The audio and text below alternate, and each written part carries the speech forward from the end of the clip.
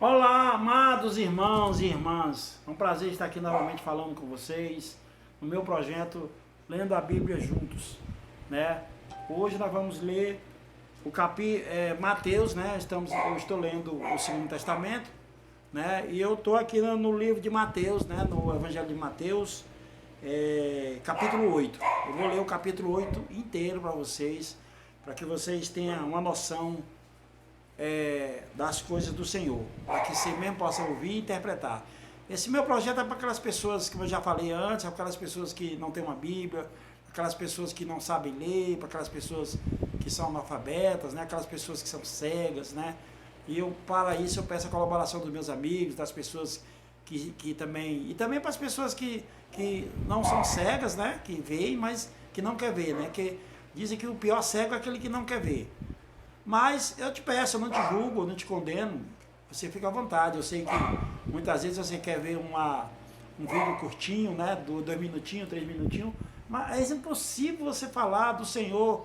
A Bíblia, ela é tão edificante, ela tem tanto conteúdo, né, as palavras que estão aqui escritas na Bíblia, cada palavra significa tanta coisa, né, eu mesmo não sei explicar, e a gente às vezes não sabe explicar.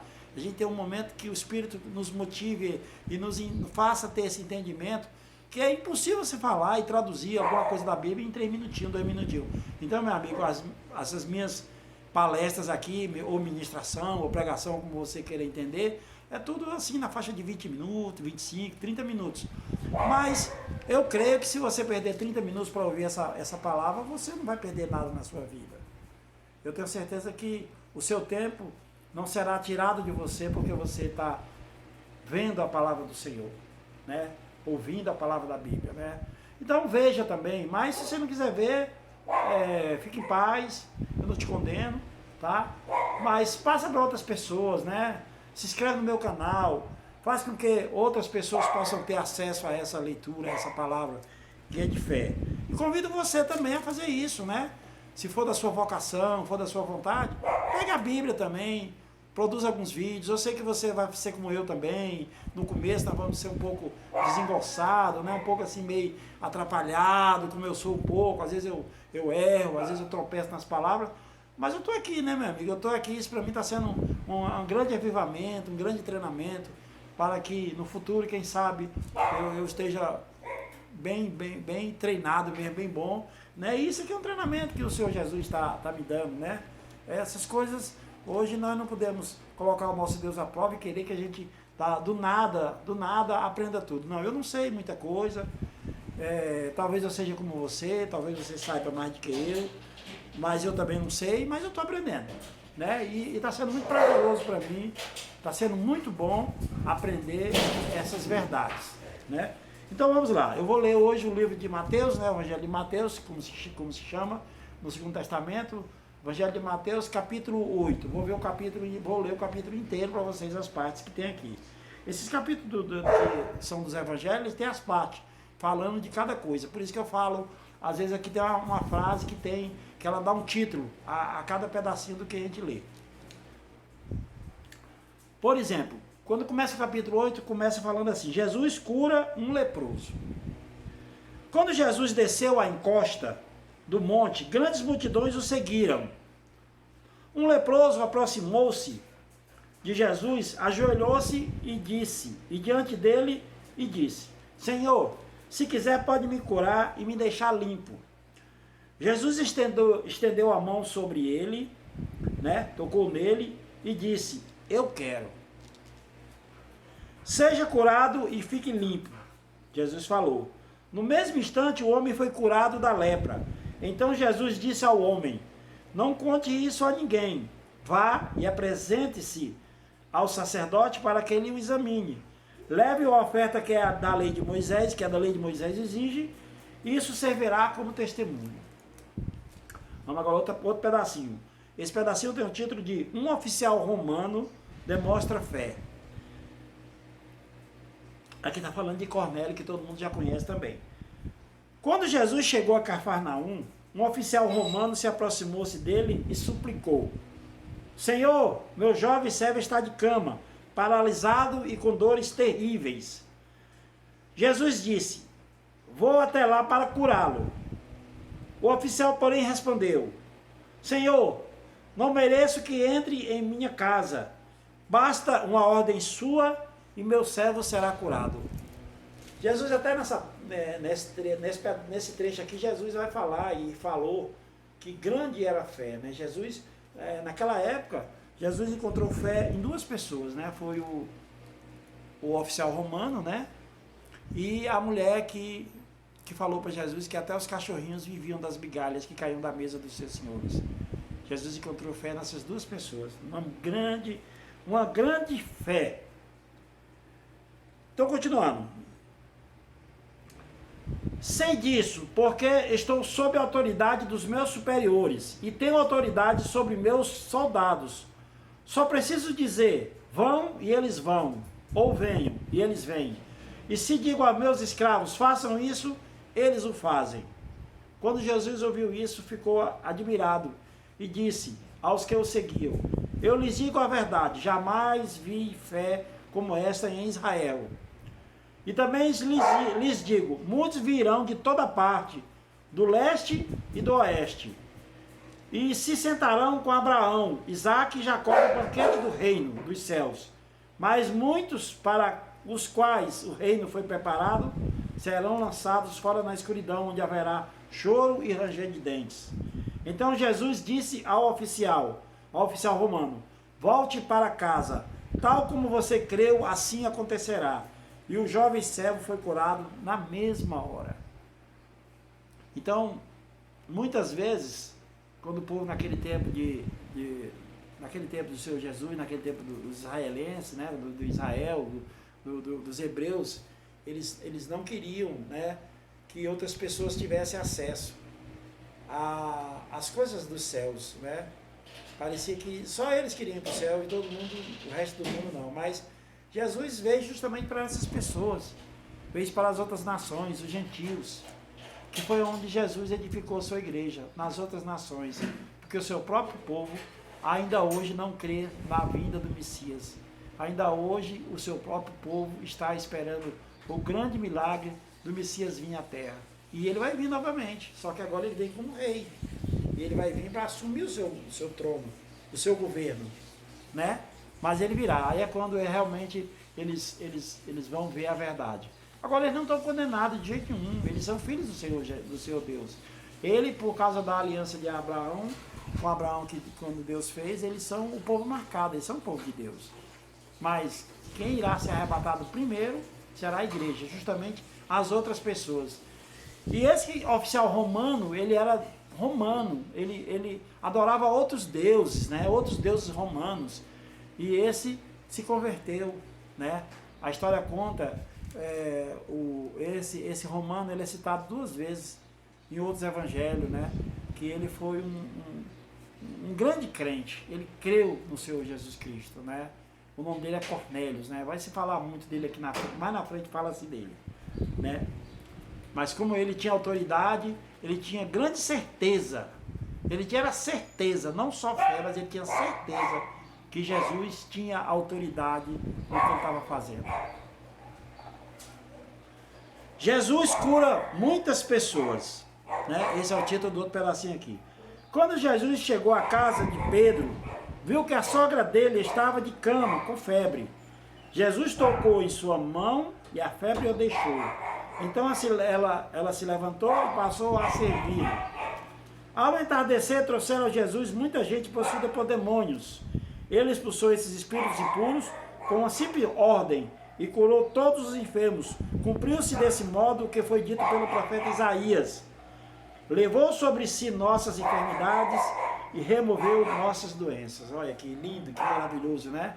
Então é aquilo que eu estava te falando, meu Senhor, meus amigos, minhas irmãs, meus irmãos. Quando Jesus andou aqui na terra, curou todo mundo que chegou perto dele.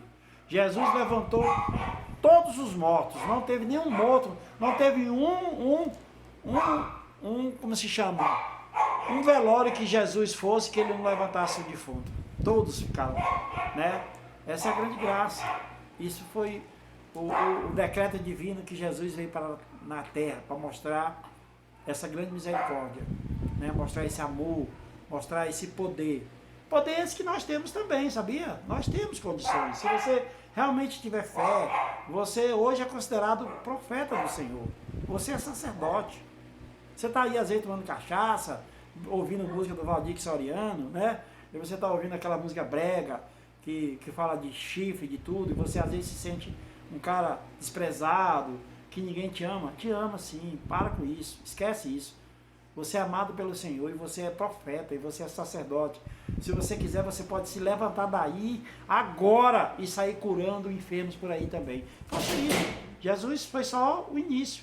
Ele veio isso para mostrar que nós também podemos fazer. Por quê? Porque ele se fez carne. Ele foi o filho do homem. Ele é o filho do homem. Ele é Deus, mas ele também é filho do homem. Ele é espírito e ao mesmo tempo ele é carne, igual nós. Ele ressuscitou no terceiro dia. Apenas contestar o terceiro dia. Mas nós também ressuscitaremos. Nós também teremos o nosso terceiro dia. O preço de seguir Jesus. Quando Jesus viu a grande multidão ao seu redor, ordenou que atravessassem para o outro lado do mar. Então, um dos mestres da lei lhe disse: Mestre, eu seguirei aonde quer que vá. Jesus respondeu: As raposas têm tocas onde morar, e as aves têm ninhos, mas o Filho do Homem não tem sequer um lugar para recostar a cabeça. Outro discípulo disse: Senhor, deixe-me primeiro sepultar meu pai. Jesus respondeu: Siga-me agora, deixe que os mortos sepultem seus próprios mortos. Jesus acalma a tempestade. Em seguida, Jesus entrou no barco e seus discípulos o acompanharam. De repente veio sobre o mar uma tempestade violenta, com ondas que cobriam o barco. Jesus, no entanto, dormia. Os discípulos foram acordá-los e clamando: Senhor, salve-nos, vamos morrer. Por que vocês estão com medo? Respondeu Jesus. Perguntou ele, né? Como é pequena a sua fé. Então levantou-se e repreendeu o vento e o mar, e houve grande calmaria. Os discípulos ficaram admirados. Quem é esse homem? Diziam eles. Até o vento e o mar lhes obedecem. Outro trechinho. Jesus exerce autoridade sobre demônios. Quando Jesus chegou ao outro lado do mar, a região dos Gadarenos, 2 homens possuídos por demônios saíram do cemitério e foram ao seu encontro. Eram tão violentos que ninguém podia passar por ali. Eles começaram a gritar: Por que vem nos importunar, filho de Deus? Veio aqui para nos atormentar antes do tempo determinado. A certa distância deles, havia uma grande manada de porcos pastando. Então os demônios suplicaram: Se vai nos expulsar, mande-nos entrar naquela manada de porcos. Vão, ordenou Jesus. Os demônios saíram dos homens e entraram nos porcos. E toda a manada se atirou pela encosta íngreme do monte para dentro do mar e se afogou. Os que cuidavam dos porcos fugiram para uma cidade próxima e contaram a todos o que havia ocorrido com os homens possuídos por demônio. Os habitantes da cidade saíram ao encontro de Jesus e suplicaram que ele fosse embora da região. É lindo, meus irmãos. Essa passagem, ela tem um conteúdo muito profundo. Eu espero que você tiver aí a Bíblia também, você pode ler, entrar nesse tema, né, e meditar sobre isso, para você realmente ter uma explicação que o Espírito possa te dar. Porque até os demônios tinham temor ao Senhor, né? Os demônios não chegaram nem a chegar perto do Senhor, porque quando eles vinham, né, os 2 possuídos vinham a uma certa distância, já foram suplicando ao Senhor: Senhor, permite-nos que nós entremos nessa manada de porcos. E o Senhor Jesus disse: Vão. E eles entraram e os porcos se suicidaram. Os porcos correram doidos pela encosta íngreme do monte e caíram no mar e morreram afogados. Tá vendo? Olha que coisa, né? O poder tão grande, a autoridade que o Senhor Jesus tinha sobre a terra, né? Todas essas passagens, meus irmãos, todas elas têm um aprendizado, todas elas têm uma mensagem. Leia cada uma. Como eu estou lendo o evangelho inteiro, né? E não dá para explicar pedaço por pedaço, mas em breve eu irei publicar. Quando eu terminar de ler esse evangelho, eu aqui ainda explico alguma coisa, mas na realidade eu vou explicar cada pedacinho desses depois que eu ler todo esse evangelho, publicar nas redes sociais, ficar gravado para você ler sempre. Aí eu vou rever tudo com vocês e vou ler pedaço por pedaço e explicar para vocês, mostrar o entendimento que eu vou ter, que o Espírito vai me revelar, para que eu possa explicar bem para vocês. Por enquanto eu estou lendo junto com vocês, eu estou fazendo isso para chamar a atenção de vocês, para que vocês possam abrir a Bíblia e vocês leem, né? A Bíblia é o Evangelho, é o Evangelho do Senhor. E é muita notícia boa que tem aqui dentro desse livro, né? Esse livro é um livro muito poderoso e que você não vai perder nada, você só tem a ganhar em ler e interpretá-lo, né? Então faça isso, né? Compartilhe essa palavra, faça com que outros irmãos vejam, né?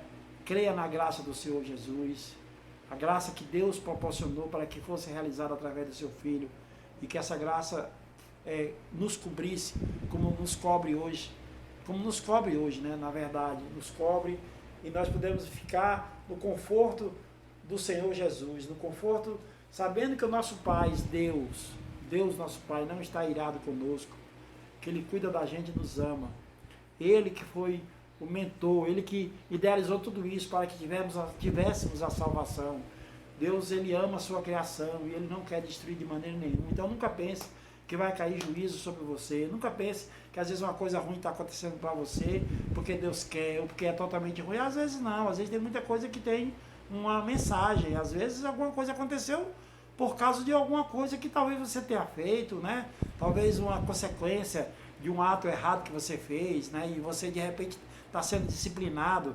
Mas é bom a gente ser disciplinado pelo nosso Pai. Você quer sair por aí para apanhar dos outros, ou você quer apanhar do seu pai? Eu prefiro apanhar do meu pai, não está mais vivo, mas eu, como homem, se ele tivesse vivo e fosse me bater, eu queria apanhar dele, né? Minha mãezinha também, se ela der uma pancada em mim, vai ser uma pancada de amor, eu tenho certeza. Do meu pai também. A mesma coisa é Deus. Se Ele está disciplinando, é porque você está precisando da disciplina. De repente Ele quer que você veja outras coisas, né? Que são coisas que vão te glorificar, que vão te aperfeiçoar, que vão fazer você levar uma vida plena e feliz, né? Então nunca pense que coisas ruins acontecem, são consequências, é Deus que quis. Não, às vezes são nossas próprias consequências dos nossos atos, das coisas que fazemos. E às vezes para nos disciplinar, para nós vermos realmente a verdade das coisas que estão ao nosso derredor, né? Muitas vezes a gente vê muitas coisas e a gente não quer ver, né? Mas uma coisa é certa, por causa desse amor que Deus derramou no mundo, através do seu Filho, nosso Senhor Jesus Cristo, nosso Salvador, que nos comprou quando a gente era escravo, que nos deu a liberdade, hoje, tudo isso que foi feito, foi para o nosso bem, é para nós. Nós temos que ficar felizes, porque nós sabemos que temos um Salvador, por sabermos que como pecadores nós temos a salvação. Já pensou? Já pensou você saber que você, com todos os seus erros, todos os seus pecados, você tem um Salvador? Isso é muito glorificante, né? Isso é muito bom, é bom demais, é uma coisa maravilhada, né?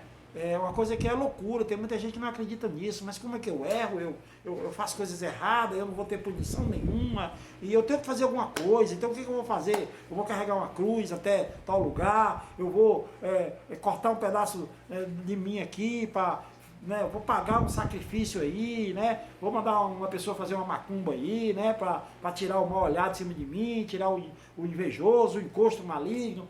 Não, meu irmão, você não precisa fazer nada disso. Nada disso você precisa. Fica na paz, descansa, entra na casa do Senhor e senta, como eu já falei, senta na poltrona, liga a televisão, liga o ar-condicionado e fica em paz. Isso foi isso que Deus te prometeu. E isso Ele vai cumprir, que Ele é fiel, Ele não é homem para mentir, Ele não mente para nós. O que Ele nos prometeu, Ele vai nos dar. E Ele prometeu coisas muito boas para você, para mim e para toda a nossa geração, para a nossa casa. Por isso, ore. Cristo está, os anjos do Senhor estão do teu lado, o Espírito Santo está dentro de você. Creia nessa verdade, tá bom? Obrigado, meus amigos. Se inscreva no meu canal para que outras pessoas também possam ver essa palavra, né? Eu sei que não é um discurso bem arrumado, bem programado, um pouco desorganizado às vezes, mas essa é a grande verdade. Eu tenho que passar essa verdade para você, eu fico louco para fazer isso, eu fico às vezes eufórico, porque eu quero levar esse entendimento de que você é um filho amado, de que você é amado do Senhor, tá? Então tenha até outra vez, tenha um bom dia, que você possa ficar glorificado, que você possa ficar feliz com essas palavras.